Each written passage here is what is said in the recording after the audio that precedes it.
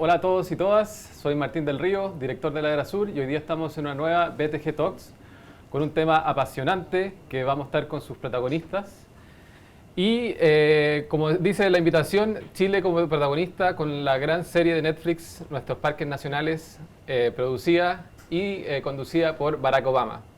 Quiero presentar a René Aranea, él es director, productor y animador, el cual fue el protagonista de producir el capítulo donde Chile fue el protagonista.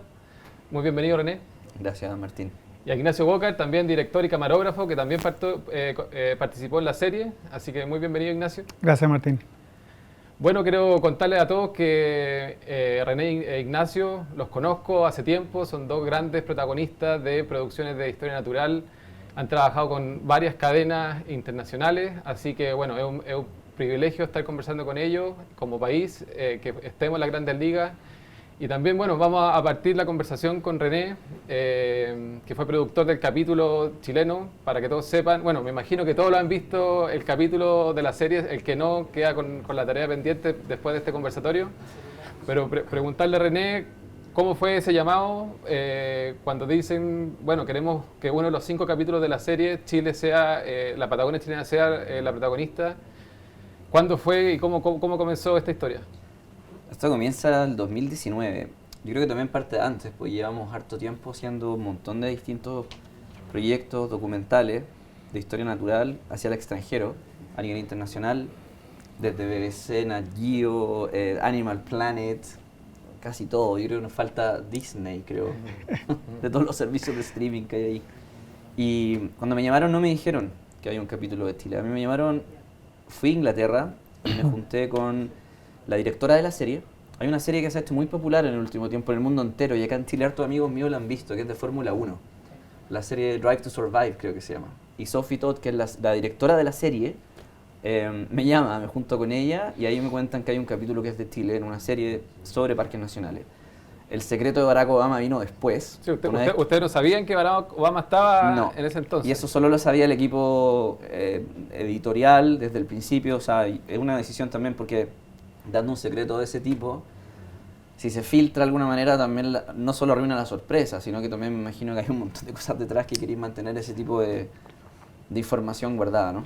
Y ahí es donde nace la idea de, bueno, Chile, un capítulo entero.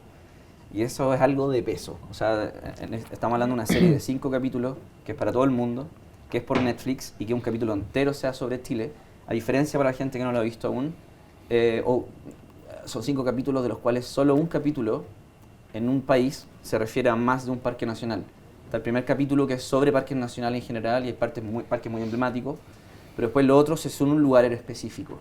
El de África en Tsavo, la Bahía Monterrey en Estados Unidos. Pero este no solo era Chile, no solo era un parque, sino que era la idea de la red de parques de Patagonia. Y esa idea la fuimos desarrollando con el tiempo. Así que claro, partió ahí en 2019, en los tiempos que no existía el COVID todavía. Sí, vamos a profundizar ahí porque la pandemia, o sea, es aún más difícil. Ignacio, tú que también has participado en diferentes series, en producciones de series, para que la gente empiece a entender ¿cuánto dura una producción en general de historia natural? Bueno, una producción de esta escala, como lo que uno conoce como Planeta Tierra de BBC o Nuestro Planeta de Netflix o ahora Grandes Parques Nacionales, son series que pueden tomar desde 3 años hasta 5 años porque tú tienes la dificultad que te estás enfrentando a filmar el reino animal y el reino animal hace lo que quiere cuando quiere. Uno va y uno hace una investigación previa. Y hay todo un trabajo de un equipo bien grande que se divide a través de varias partes del mundo previo a filmar, pero tú a veces llegas y te tocó la tormenta o el animal no quiso hacer nada, entonces realmente tú tienes la oportunidad de volver a filmar. Y esta serie igual fue corta para lo ambiciosa que era, pero igual nos permitió, en el fondo, como era concentrado en un lugar que conocíamos bastante bien. René filmó mucho en la Patagonia, también con la serie Wild Chile. A mí me ha tocado trabajar ahí también para otras series de BBC. Entonces también el conocimiento, la oportunidad también de llegar como chilenos a colaborar en una serie internacional permite quizás que el proceso de aprendizaje sea más rápido para poder entregar los resultados que exige la serie. Perfecto. Bueno, tú, René, comentabas que esto comenzó el 2019. A ti te dan esta misión y y para entender cómo empezaste a armar el equipo, contar también que, bueno, como Ignacio hay un equipo de chilenos muy talentoso que trabaja en este tipo de producción y cómo fue, y ahora poner en contexto que el 2020 se declara la pandemia bueno, Chile y el mundo se cerró. Entonces, ¿cómo comenzó esa historia? Eso cambió todo, no solo en Chile y no solo en nuestra serie, o sea, un montón de series a nivel internacional se modificó todo, se cancelaron algunas, capítulos cambiaron. Chile eventualmente es un paraíso para ir a grabar, pero tampoco sabíamos en qué condiciones iban a estar el tema de permisos, por ejemplo, el tema de viajar.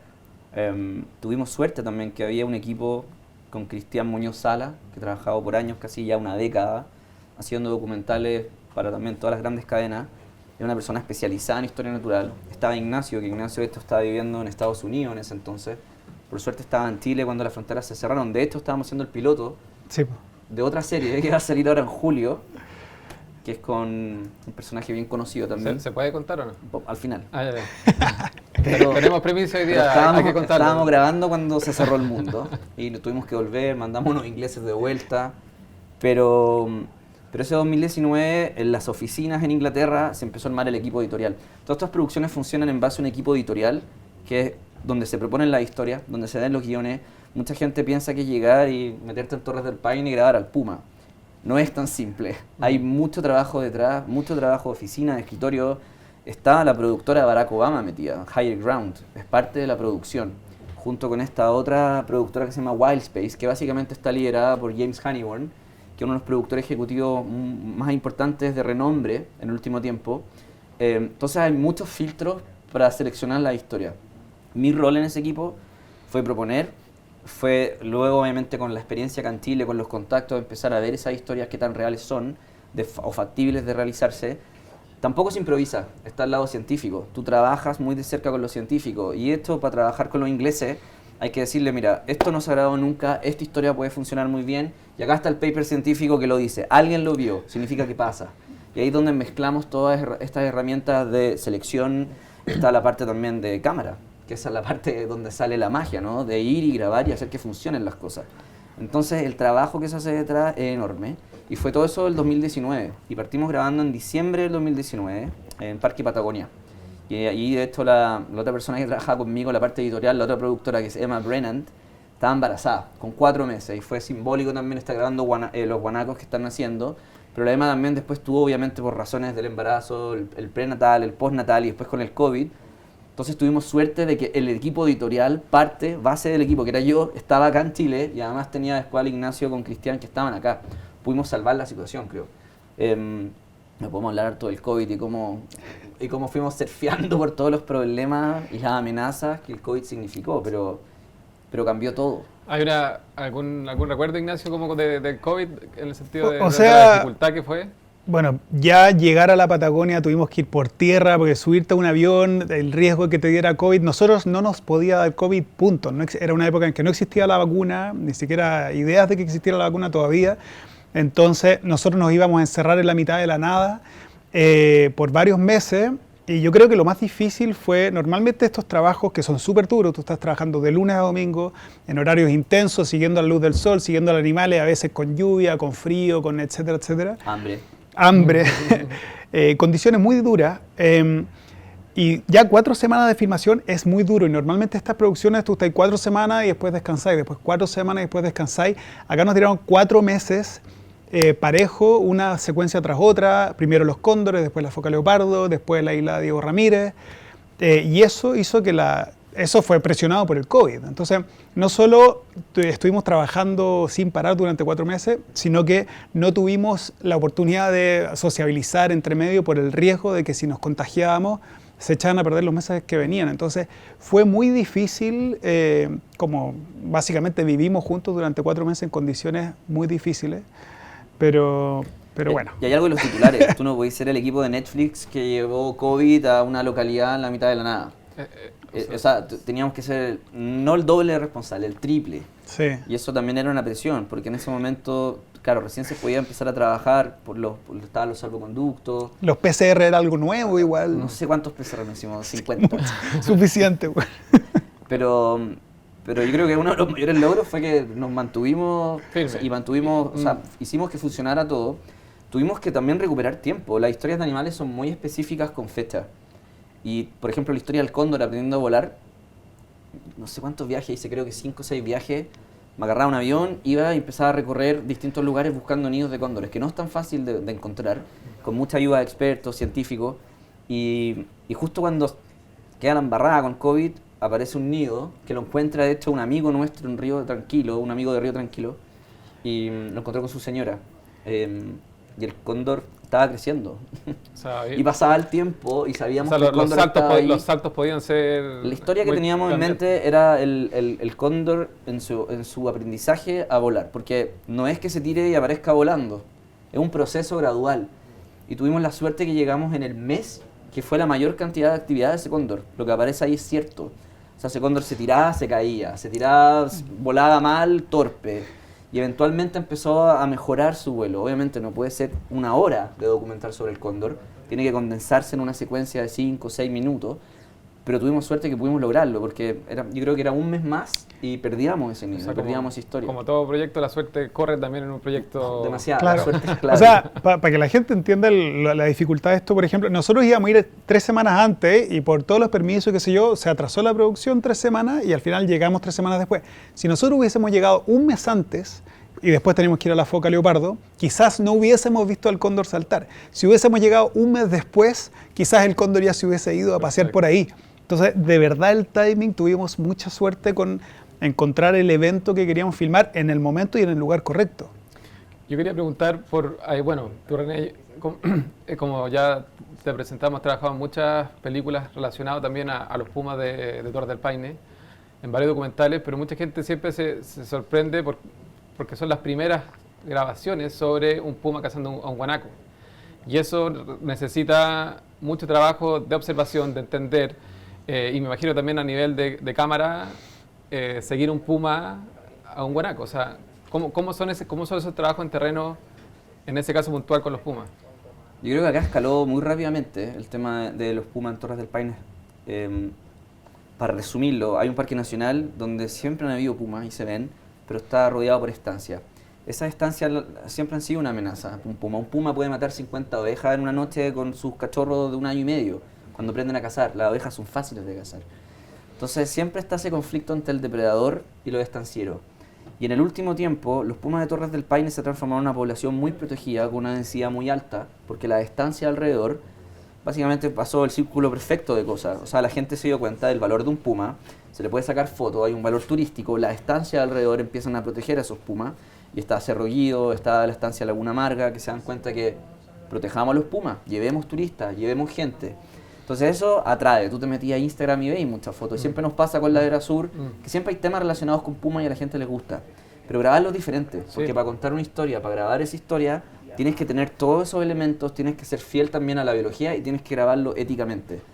No pudimos estar un puma asustado, tampoco no podéis intervenir y molestar a un puma si es que va a cazar un guanaco. Tenéis que estar siempre muy cuidadosos y además es un depredador potencialmente mortal, puede atacarte también. La gente como que piensa que no pasa nada, pero es un gato, un macho de 80, 90 kilos y también un cachorro más chico de 1 año y medio, no es tan chiquitito, o sea, pesa casi lo mismo que el adulto. Entonces, son animales que tenéis que tener un respeto.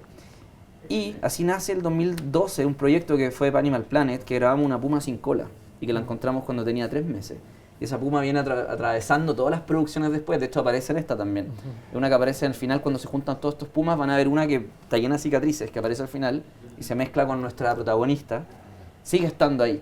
Entonces pasa que empezamos a conocer a estos pumas de mucho mejor manera. Llega un momento que no solo sabes quién es por las cicatrices, sino dónde está, cómo camina incluso. Ya empezáis a saber qué les gusta, qué no les gusta. Y cada vez que nos metemos en un nuevo proyecto empezamos a grabar cosas nuevas, y en términos de conducta, en términos de empezar a ver cosas que antes no se habían visto. Un documental vimos un grupo de, así como acá aparecen, un grupo social, ¿cierto? Interactuando. Una vez vimos un grupo de 9 pumas juntos, no relacionados entre ellos, interactuando durante un día entero.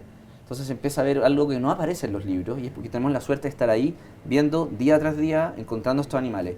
Y una cacería es consecuencia de eso, es consecuencia de estar muerto frío, sentado, con hambre, caminando. Hay días que camináis 20 kilómetros Y hay días que estáis sentado en un matorral, muerto de frío, con nieve, con lluvia, después sale el sol, te da calor, te da frío, y estáis ahí y el puma está durmiendo. Entonces, hay mucha experiencia, hay mucho tiempo y es trabajo en equipo. Y esa es la otra parte. Ya nosotros hemos desarrollado una forma de trabajar ahí, que andamos con equipo caro, un GSS, un Shotover, que son unos gimbal enormes con la cámara, con un lente largo, está en un auto dando vueltas. Tenía el equipo de tierra, que es el Toco, el Cristian Muñoz Salas, caminando con otras personas. Tenía el equipo de dron, tenía un equipo que está alrededor funcionando, sabiendo qué hay que hacer y cómo hacerlo. Yo creo que esa es la clave también, el trabajo en equipo. Esto no es una persona que va y hace un documental, igual que para el documental entero. O sea, la cantidad de gente que hay atrás de esto, me da un poco de vergüenza que seamos siempre nosotros hablando, pero porque estamos en Chile y hay un capítulo entero. Pero la cantidad de gente que hay atrás es impactante. O sea, desde los científicos, los investigadores y sobre todo la gente local, el apoyo local es demasiado importante y esencial para que esto sea posible. Ignacio, también te pregunto, ya que tuvieron que viajar harto en la Patagonia, un poco quizá la pregunta que hacía Juan Guillermo, ¿cómo la visión, una vez que conocen el territorio, es tan real a lo que se ve? ¿Cómo es tu visión a cómo está la conservación en la Patagonia? Claro, Juan Guillermo hablaba de, claro, si los parques están tan bien conservados como debería serlo, como es en Estados Unidos, etcétera. Yo creo que primero es algo que culturalmente se está aprendiendo a nivel mundial, el valor que se le da a la naturaleza, el cuidado que se le da a los parques nacionales y el tema del concepto del rewilding, que es algo que es un concepto que se escucha hace poco relativamente, que quizás trajo Tompkins de manera más fuerte, y yo creo que el Parque Patagonia Tompkins, el Parque Pumalín y todas estas iniciativas nuevas de sacar las antiguas, ¿cómo se dice? Los cables, alambre de púa, los cercos, que antes restringían la Patagonia para liberarla. Son etapas muy importantes que también han contribuido al trabajo de mejorar las condiciones de la vida silvestre y nosotros, nuestro rol, tenemos la suerte de poder compartir eso con el mundo. Pero efectivamente se ha hecho un gran trabajo de manera privada, ahora son parques de ECONAF administrados por el Estado. Y espero que eso se chorrea a lo largo de toda la Patagonia, de todos los parques nacionales y eventualmente al mundo como un ejemplo de lo que significa la red de parques nacionales de la Patagonia. Un ejemplo pequeño, tú en África, por ejemplo, tienes parques binacionales, que son parques que colindan en fronteras de diferentes países que permite la migración de diferentes especies, porque son especies migratorias que necesitan esos corredores biológicos. Entonces, la red de parques nacionales de la Patagonia produce algo similar. Te fijas que no estén cortados por una carretera, que no estén cortados por, no sé, asentamientos humanos y que permita este espacio de corredor biológico para que los animales, no sé, se desarrollen y crezcan de manera más saludable que hasta hoy día. Y tu opinión, René, porque bueno, tú también has trabajado en distintas partes del mundo. La Patagonia está posicionada en el mundo entero. ¿Cuál es tu visión y también cuáles son los desafíos que, como también explicaba Ignacio, y también lo vemos, como esta abertura, este conocimiento de que más gente va a querer ir? ¿Cómo lo ves tú?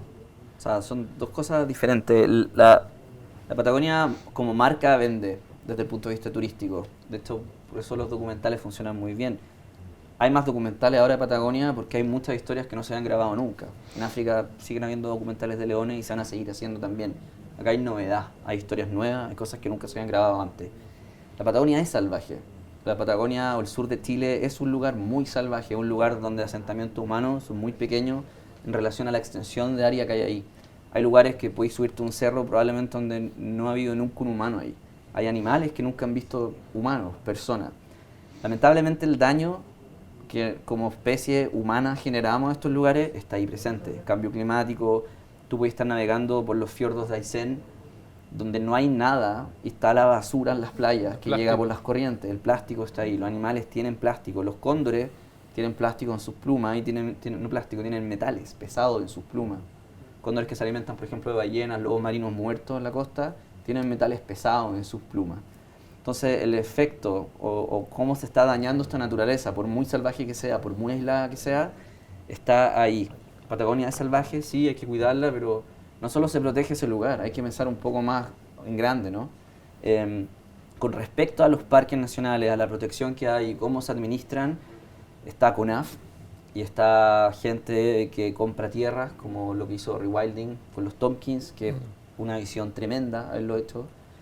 Y más encima después de entregar esto a la administración del Estado. Ahora, creo que no solo acá en Chile, sino que en el mundo entero los recursos son limitados. La protección de áreas silvestres protegidas, da lo mismo los recursos que tengáis, no es suficiente.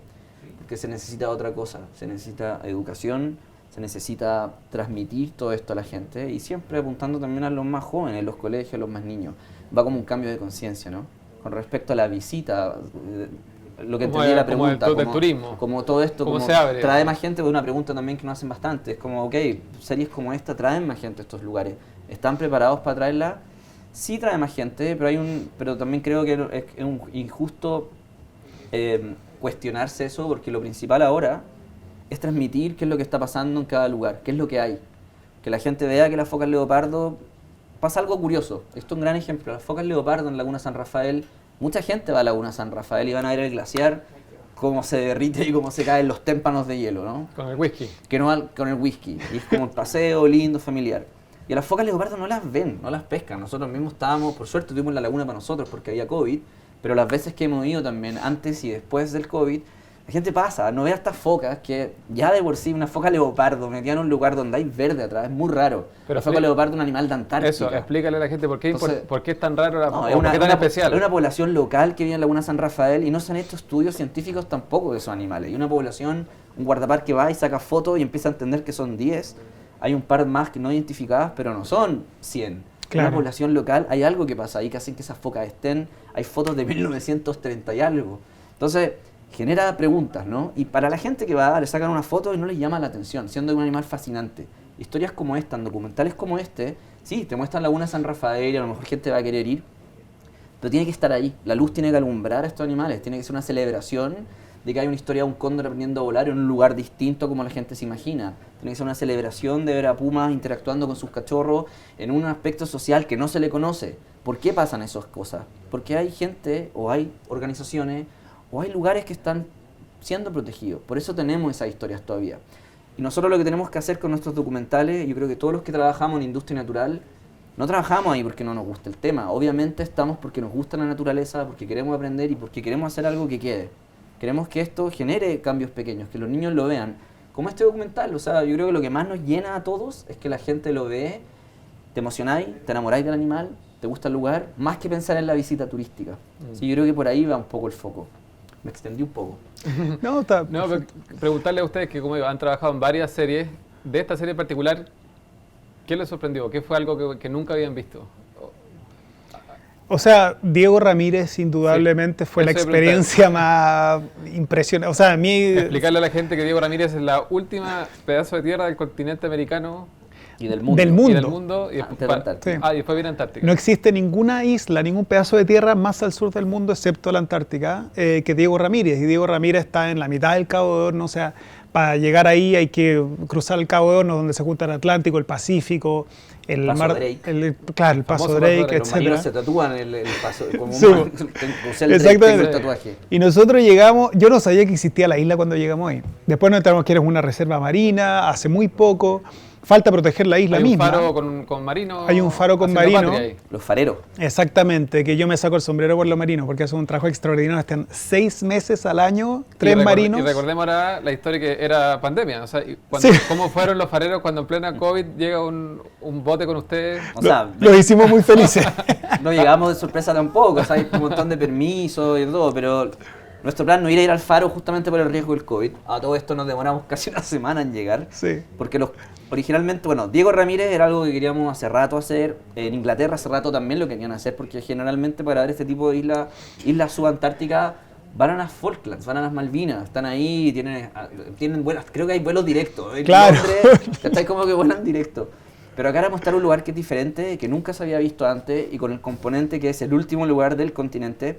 Y por una serie de parques nacionales, Diego Ramírez, el archipiélago, porque son hartas islas, 2 principales que son más grandes, no es un parque nacional. Pero es muy simbólico que es el último lugar del continente y partimos por proteger el área marina. Entonces acá hay un nivel de protección que obviamente vamos a protegerlo, da lo mismo lo que haya, da lo mismo que vaya gente o no. Lo que sí hay es un faro, el faro más austral del mundo. Y están estos marinos que mandan, y no sé, ¿cada cuántos son los turnos? Cada 6 meses. Cada ahora. 6 meses. meses rota, Y va rotando una familia. No hay autonomía de ningún avión o helicóptero para llegar para allá. Un helicóptero no llega y no hay dónde aterrizar en un avión, entonces tienen que llegar por Llegan con por un buque de la Armada y después del buque sale un helicóptero que va haciendo los paseos, llevando la comida, el combustible, el agua, todas las Es cosas. tremendo la logística que Sí. tienen, es una cuestión impresionante. Sí. Y el punto es que llegamos, no íbamos a ir al Faro porque había COVID. No queríamos ser el equipo de Netflix que llevó COVID A la a la última mundo. isla, claro. La problema virgen del mundo. Nos íbamos a quedar en otra isla y fuimos con 2 ornitólogos. Uno que ha hecho no sé cuántas expediciones, que es un experto chileno, Cristian Suazo, a nivel mundial sobre albatros. Llegamos con la misión de grabar albatros de ceja negra y los rockhoppers, los pingüinos de penacho amarillo, que son estos que saltan de la roca. Y bueno, llegamos a la isla con todos los equipos de camping, cruzamos en una embarcación chica al paso de Drake, Cabo de Horno, nos demoramos, no sé, 6, 7 días por ahí, y llegamos flotando así, miembros del equipo vomitando, pingüinos pasando por todos lados, focas leopardo pasando por ahí, Jurassic Park lleno de albatros, miráis para arriba y como el sol tapándose por pájaros, una cuestión impresionante. Y no pudimos bajarnos, no pudimos ir a la isla que queríamos ir, que la isla Gonzalo, No, Bartolomé al norte, Gonzalo al sur. Porque donde es pura roca, estas islas son puras rocas. Y el único lugar donde podéis como bajarte en el Zodiac, empezar a bajar las 2 toneladas de cosas que traíamos. Porque aquí a las cámaras, o sea, ¿cuánto, No. cuánto pesan los equipos? Cámaras, cocinillas. O sea, Media tonelada de agua, media tonelada de combustible, porque teníamos que generar el generador para cargar las cámaras y los equipos, y el agua porque no hay agua en la isla para tomar. No hay árboles, era, no hay... era una logística es muy importante. complejo, Y bueno, sí. carpa, o sea, una cocinilla a esa altura era más importante que la cámara. Sí. O sea, habríamos terminado comiendo huevos de pingüino, no sé. Entonces teníamos un montón de cosas como que bajar, organizarnos, y no pudimos desembarcar. Por suerte ahí, bueno, tuvimos permiso de la tercera zona naval y teníamos permiso también del Ministerio de Bienes Nacionales. Hay un montón de cosas que se ponen en... Y que es un plan que uno va check, pero Claro, si uno falla... tuvimos que improvisar. Nos bajamos en la otra isla donde estaba el faro y tuvimos que ser súper cuidadosos. Igual ya llevábamos harto rato, no teníamos ni un síntoma, nada, pero esperamos unos días para asegurarnos que veníamos limpios, ¿no? Y ahí los marinos, bueno, nos ayudaron un montón, nos pasaron duchas. Sí, no, fue... Sí, fue, bueno, y convivimos con ellos. Fue una tremenda experiencia, una experiencia humana, conocer el trabajo que ellos hacen. Y ellos pasan a ser también, que tú René siempre lo cuentas, que a veces un marino que convive con un albatros 6 meses, o sea, puede ver cosas que quizás un científico nunca ha visto y tener un conocimiento. Se genera eso. O sea, Cristian Suazo, el científico que trabajaba con los albatros, al final quedó en contacto con uno de los marinos que le fue ayudando a mantener reporte del estado de ciertos albatros, de la población, de los nidos, de cuándo eclosionan los pollitos, etc. Entonces, tienen un valor intrínseco, o sea, el lujo de estar ahí, la información que tú puedes levantar por estar ahí. Y la isla, una de las razones por las que es tan especial es porque no hay especies invasoras. No hay ratones. No hay Nunca llegaron ratones.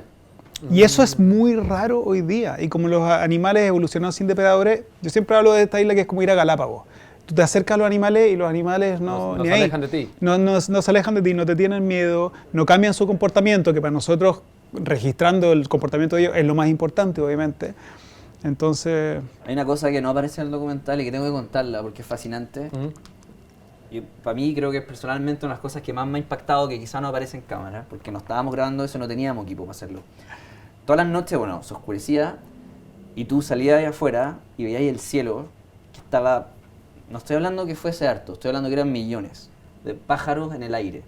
Eran petreles azules. La isla está llena, como no hay, es para entender como el contexto, porque no llegan ratones, no hay mamíferos terrestres, todo el piso en esa isla está lleno de hoyos por todos lados, y son los petreles azules, que básicamente un pájaro marino, una ave marina. Los petreles son grandes, pero estos son chiquititos, son como este tamaño, anidan en el piso, en hoyo, y salen en la noche para evitar la escúa y otros pájaros que se los comen, y salen en la noche. Tú alumbrabas con una linterna y parecían polillas, era impresionante, y estaban ahí volando y en ciertas horas, cuando anochecía hasta como la medianoche. Y esos se van a alimentar a Antártica, a comer krill, para después llegar, a hacer el cambio con su pareja y alimentar al chiquitino, cuidar el pollo. Bueno, y el día tú caminabas y las escúas estaban ahí, los comían, veías alas y cráneos, porque las escúas tenían comidas, se alimentaban de ellas en el día. Pero era impresionante, Sí. esa cuestión es, y lamentablemente, claro, no aparece porque teníamos equipo para grabar eso, lo estábamos viendo. No, me imagino la experiencia. René, también preguntarle a usted, porque la historia natural, la gente también ve una historia. cuando uno ve un documental. Y también pasa que hay documentales más buenos que otros. ¿Cómo es el trabajo después? Porque a usted le toca ya, se graba, y cómo es ese trabajo de crear una historia en torno a una historia natural grabada, por decirlo así. A ver, hay una serie. Hay un arco en esa serie, capítulo 1 al capítulo 5. Hay elementos en común. Cada capítulo tiene un arco en su propio capítulo. Tú no pasás de una historia a otra, hay elementos en común que hacen que esté todo conectado. Pero cada una de esas historias se desarrollan guiones, son animales. Siempre hay un factor, hay un plan A, hay un plan B, hay un plan C. Entonces, lo que nosotros hacemos en terreno, tenemos un guión que los desarrollamos. Yo desarrollaba los guiones con la Emma y teníamos que después pasar los filtros de James Honeyborn, de la Sophie y el equipo de Barack Obama también. Sí, porque si uno tiene una idea concebida en la cabeza, hay que empezar a grabar con esa idea. Nosotros hacemos storyboards, o sea, la toma del animal en esta posición, cuando no hay foto que nos sirva, incluso se dibujaba. Hay storyboards de lo que uno le gustaría, lo que uno quisiera. Y después viene el trabajo en terreno. Y ahí es donde es como, esto es imposible de hacer en estas condiciones, no podemos hacer esa toma, y ahí uno empieza la dirección en terreno junto obviamente a los secos de la fotografía, el Nacho, el Cristian, y con un montón, con el Ben, con los otros que trabajaron, porque trabajaron otro equipo también, gente de Inglaterra, Estados Unidos, y ahí es donde viene la magia de decir, podemos hacer esto, lo primero es lo que podemos lograr en cuanto a la historia, y las historias cambian. Y el mejor ejemplo también es la historia de los lobos en Diego Ramírez. Esa historia no estaba en un guión, pero vimos que pasaba y desarrollamos esa historia. Y me gustaría que el Nacho hablara también de cuando uno graba, como secuencia, O sea porque que tú estás grabando y cuando el Ignacio está grabando, tiene que armar la secuencia de lo que después empezáis a editar mientras grabas. Claro. O sea, tú llegáis a la ocasión, todo conversado con el equipo, René, en fin. En este caso estábamos con el Toco, nos dividimos el trabajo, el Toco Cristian Muñoz Sala. Y tú tienes, lo que decía, una lista de tomas. O sea, primero parte el sol reflejado al amanecer en el ojo del cóndor mientras los papás vuelan alrededor, y unas cosas que a veces tú decís como eso jamás va a pasar. Eso es imposible, ya. Pero ese es el deathbed. A veces yo lo escribo y sé que no va a pasar, pero la escribimos igual, porque a No, veces pasa. pero igual eso te da una idea como aspiracional hacia dónde va la historia, cómo construirla, etcétera, etcétera. Entonces tú llegas ahí y primero puedo acercarme tanto al cóndor, cuáles son las dificultades, el cóndor está visible, etcétera, etcétera. Y lo mismo con la foca leopardo, con los albatros, con los pingüinos de penacho amarillo. Y claro, vas construyendo la historia y vas generando planos, primer plano, plano abierto, porque tú sabes que después en montaje tienen que editar una historia que no podéis tener una toma grabando el cóndor siguiéndolo todo el rato, porque en algún momento tienen que cortar. Entonces de repente tenéis que entrando a plano, saliendo a plano, primer plano, plano abierto, toma atardecer, después el dron llegando, presentando el paisaje. Entonces, y después a eso tenéis, no sé, tú tenías un atardecer con la puesta de sol y no salió el sol en toda la filmación, estuvo nublado y nevando toda la filmación. Entonces ya, ¿qué hacemos en vez de esto?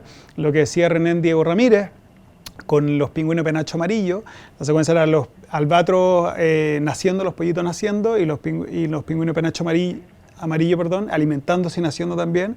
Y aparece el lobo marino, que se los comía todos los días, veíamos el lobo marino comiéndose pingüino de penacho amarillo. Por suerte eran cientos de miles de pingüinos, entonces como fortaleza en cantidad. Y esto, la foca leopardo con la vocalización también fue algo que vimos, tenía valor y lo trabajamos de esa manera. ¿Y eso no estaba pensado quizás de antes? No estaba pensado No. así. Y lo otro que pasa, bueno, ya está ahí, y después tú llegas todos los días, revisas las imágenes, ok, nos falta esto, entonces vas armando día a día para tener todo lo que se necesita, y es mejor tener más y llenar los discos duros que llegar con menos. Y me imagino que quizá el camarógrafo de repente se va porque uno no está con él y puede decir que vuelve con una papita así como que No, puede cambiar todo. Pasa cada rato. Eso pasó con los lobos. Yo estaba con el Ignacio con los albatros y el Cristian estaba con el Raimundo, que era el doctor. Fuimos con un doctor a Diego Ramírez, por si nos pasa algo.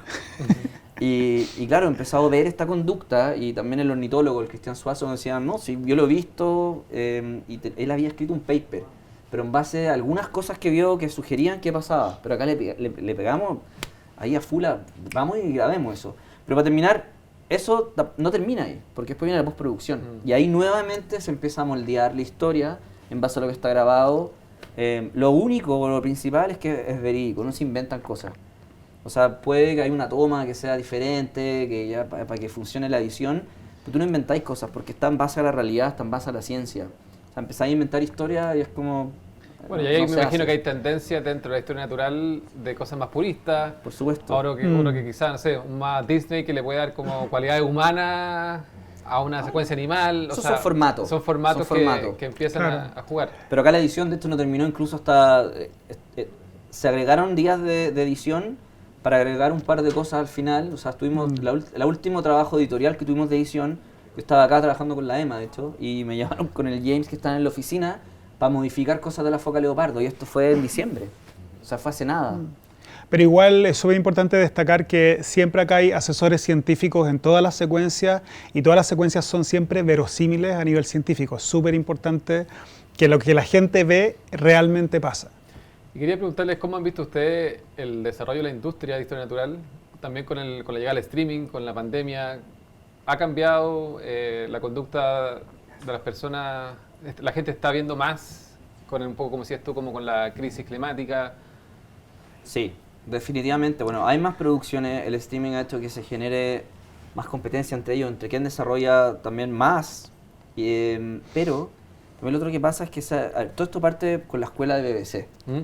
Parte en Inglaterra con los documentales en Inglaterra, BBC como que le mete dinero, plata a desarrollar estos contenidos. Y se genera una escuela. Vendría a ser un poco el Hollywood de historia natural, está ahí, está en Bristol.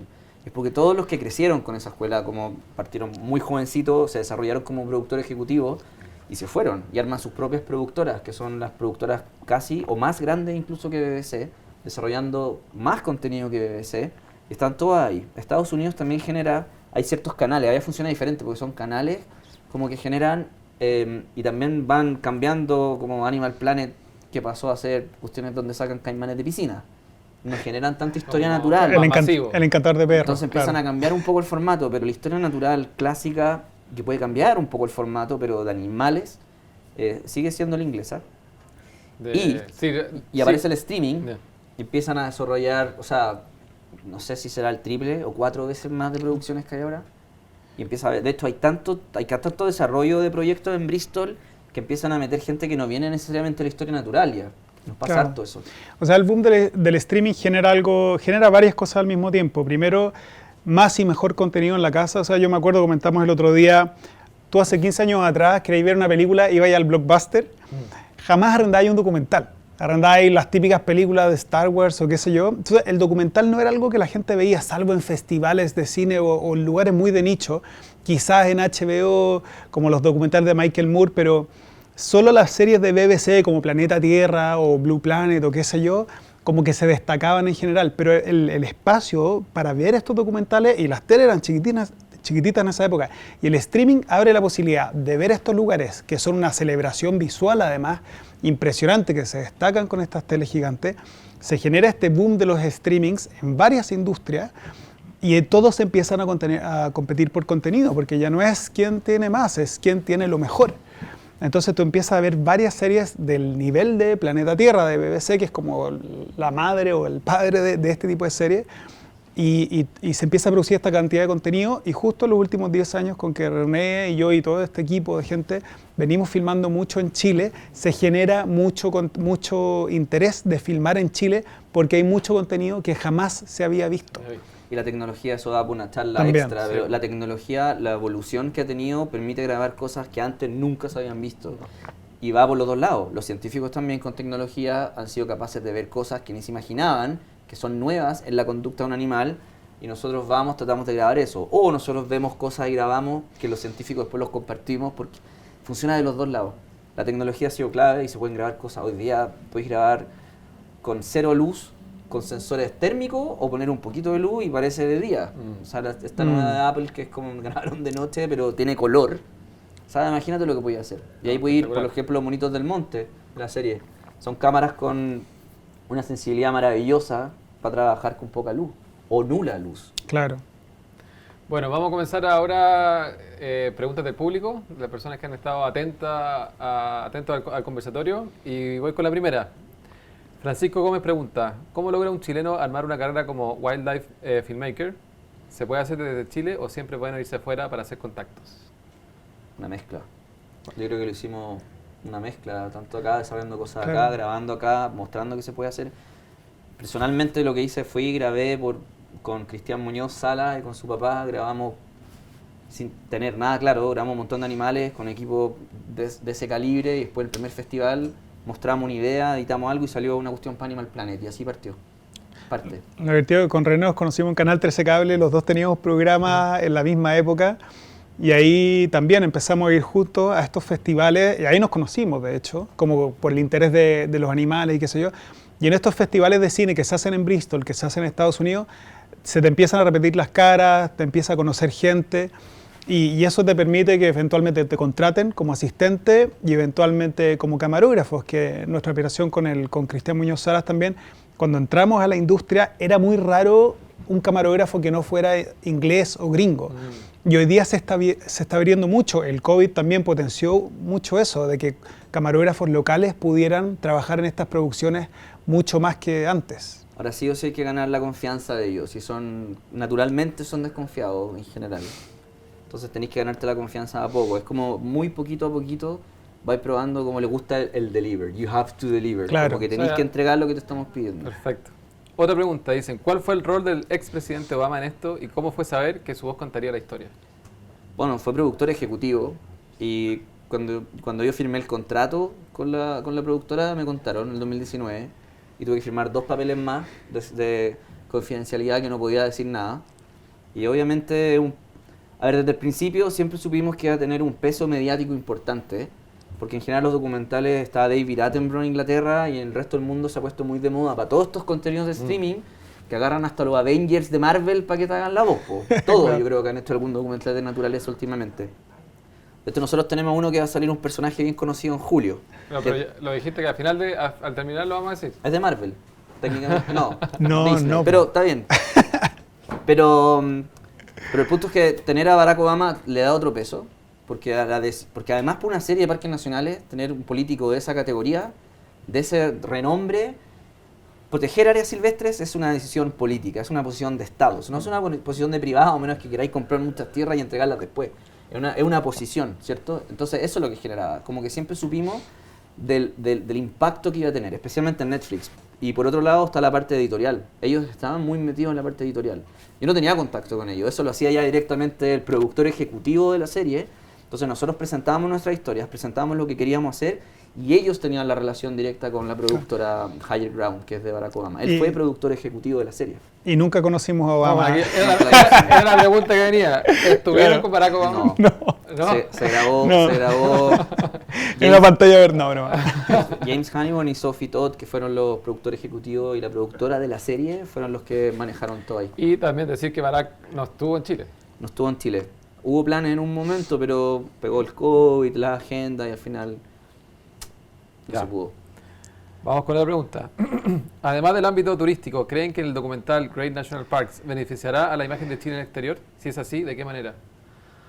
O sea, sin duda, esto es un panfleto de imagen de Chile, de la protección de la naturaleza en un mundo en que sabemos que la crisis climática que hoy día vivimos es la agenda más importante que nos afecta a todos, como decía René antes, no solo a nivel local, sino que a nivel global.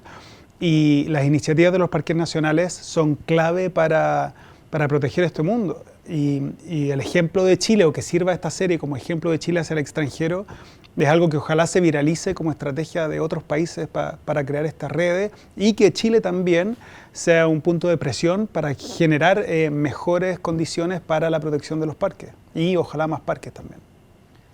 ¿Tu visión, René? Que Chile sale bastante bien parado, encuentro, con el documental. No solo por lo que genera como parte emocional, lo bonito, la historia, los animales, sino es una de las historias de éxito a nivel mundial.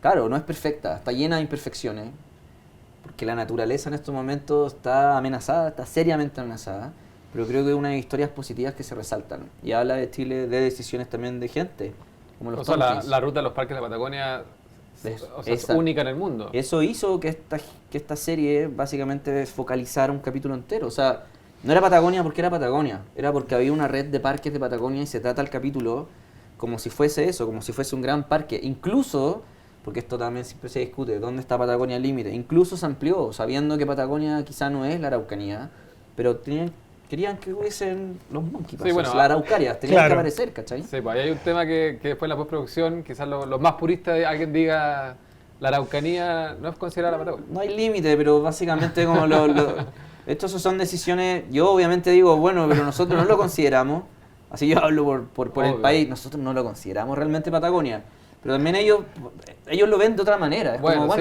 se extiende un poco es un porque producto. es mejor hablar que Y, no y hablar. en Argentina el mapa de la Patagonia parte mucho Sí. más al norte además. Entonces tú lo veis desde afuera como viendo el La mapa y provincia decís de como, Buenos Aires ¿cómo? también dicen que es parte de la Patagonia y la Argentina. Y no ha tocado, yo creo que no ha tocado en otras producciones que Patagonia y Desierto así que Atacama. Desierto Atacama, es como no, ya, pero Ahí parte la Patagonia. Paremos un poco, bajemos un poco más. Otra pregunta aquí, Adolfo Molina pregunta, ¿hay alguna toma muy buena que hayan realizado y que por motivo no haya salido en el capítulo? ¿Cuál fue? Cientos. 95%. Cientos de tomas.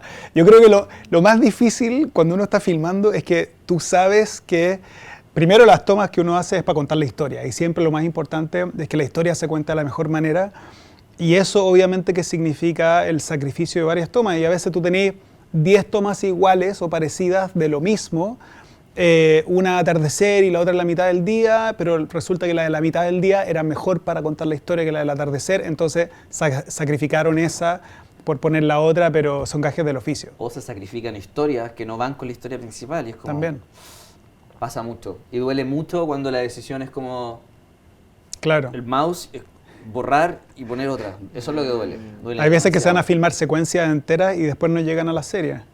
Y en general también decir que las producciones son 40 minutos, en general. 42, 53 la hora como de tele. Perfecto. Otra pregunta.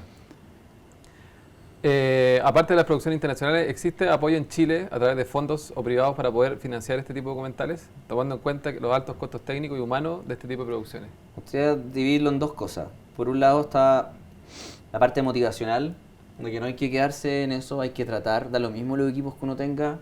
Hice un programa en el 13C cuando nos conocimos con el Ignacio, y tú hiciste otro programa, no eran programas de recursos y uno trata de hacer lo mejor que puede. Yo me fui a África a grabar con unas Handycam de Sony, prestadas por Sony, y salió un programa, eran ganas. Pero eso es lo principal, y con la naturaleza son ganas. Da lo mismo el lente, da lo mismo que tan caro es, que no tengáis lo realmente profesional.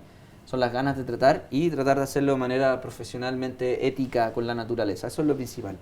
Porque lo segundo, lamentablemente, estas producciones son caras. Estas producciones son estar en la mitad de la nada por mucho tiempo, con equipos que son muy caros, y eso lo hace bastante difícil. Y lamentablemente los fondos no dan. Nosotros tuvimos un CNTV, un Consejo Nacional de Televisión, que en Chile funciona muy bien, son buenos montos, pero no funciona para lo que acá estamos viendo con Netflix, por ejemplo. Pero al mismo tiempo hay que entenderlo como desde el punto de vista privado, por ejemplo. Acá hay una industria que es internacional. Nosotros no se trabaja de Chile para Chile, acá se trabaja de Chile para el mundo. Y cuando tú ves esto como una oportunidad de industria internacional, como una oportunidad de negocio, si quieres verlo, porque estas productoras, esto es su trabajo. Ya tienen que, en el fondo, salir en verde al final del día.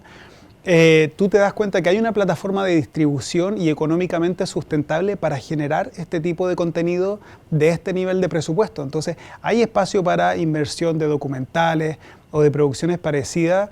Y como dice René, al final del día, lo más importante son las ganas. Pero existe una industria hambrienta de contenido como Mi profesor el tiburón, Mi maestro pulpo, perdón, o historias similares. Perfecto. Bueno, vamos terminando. Queremos agradecer a todas las personas que estuvieron fijas en este conversatorio. Para los que no han visto el documental, está en Netflix, no se lo pierdan. Pueden contactar en sus cuentas personales a René y a Ignacio, son buena onda. Así que pueden... Lo hizo un amigo. Son amigos, Claro, viene de así que cerca. toda la gente que quiera saber más sobre las producciones de Historia Natural, pueden ahí contactarlos a ellos. Yo también agradezco la invitación, feliz de tener este momento de profundizar esta temática que es tan importante. Y bueno, nos veremos en una próxima ocasión. Muchas gracias.